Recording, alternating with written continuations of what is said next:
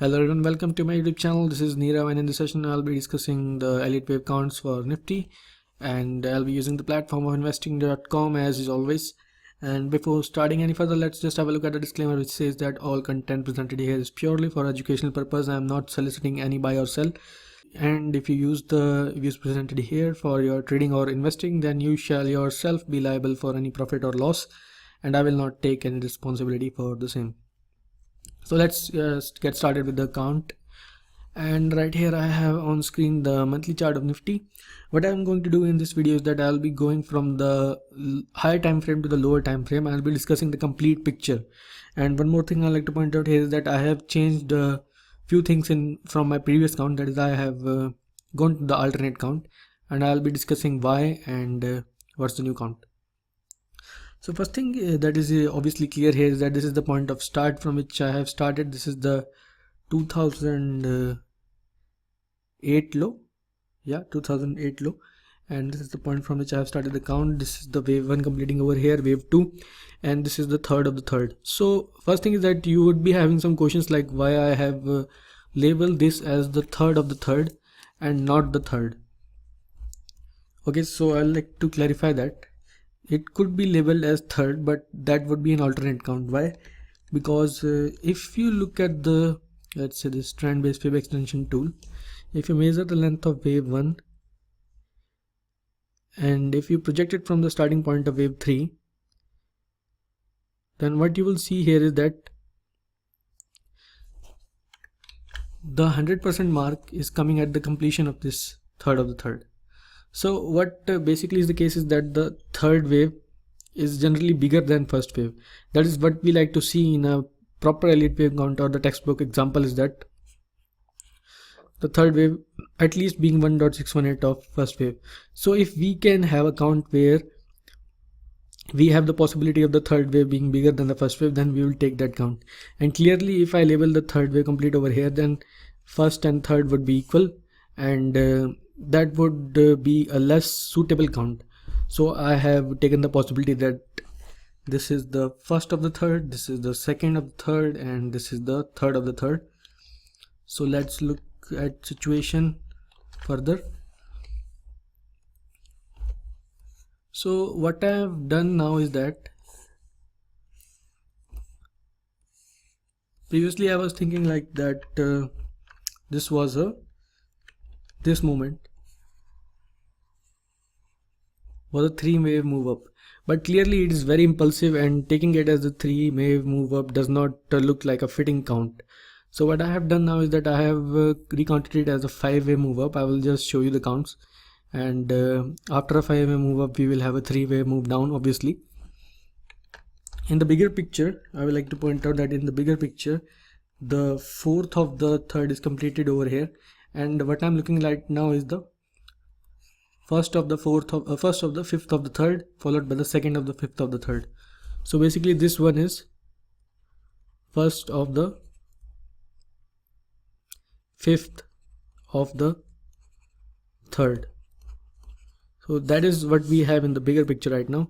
And I would like to point out one more thing here, that Elliott wave counts can keep on changing as new data or new information becomes available through the market. It's not like we have fixed or taken one count and then just keep on going with it. We have to keep an open mind and look at things in a different perspective if the market tells us to do so. That is one thing that I like to clarify here. Okay, and now let's move to the lower time frame from here on. So let's go to the daily chart already. So we are on the daily chart, and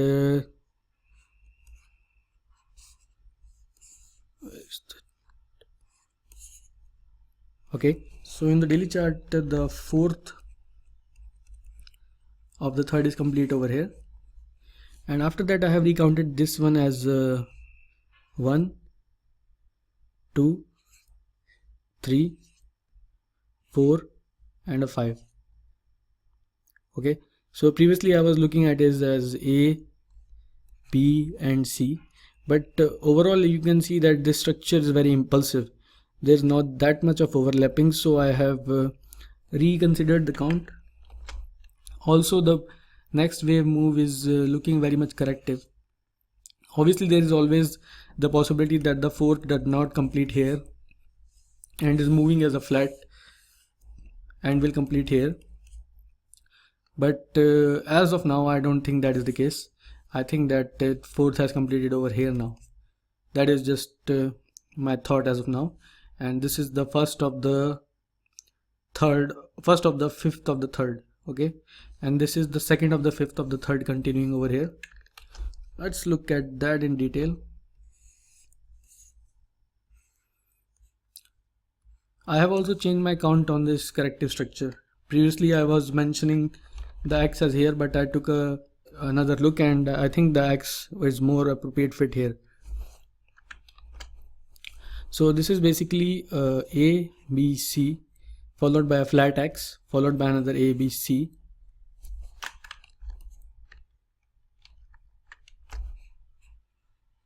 followed by another X. However, this X looks a bit too impulsive, and followed by another A, B and C. So as of now I think that the B wave is in progression of the last ABC or the last zigzag, and let's zoom in to have a look.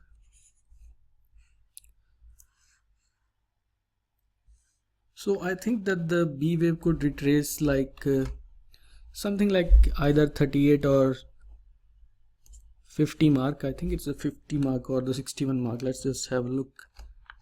Okay, let's just use the Fibonacci retracement tool, and from the starting point of wave A to the ending point of wave A, we have the 61.8 mark coming around at somewhere over at 83, let's say 40, and the 38 mark coming around at 81.70, so let's say 81.80, and the 50 mark coming around at 82.58, 82.60, let's say.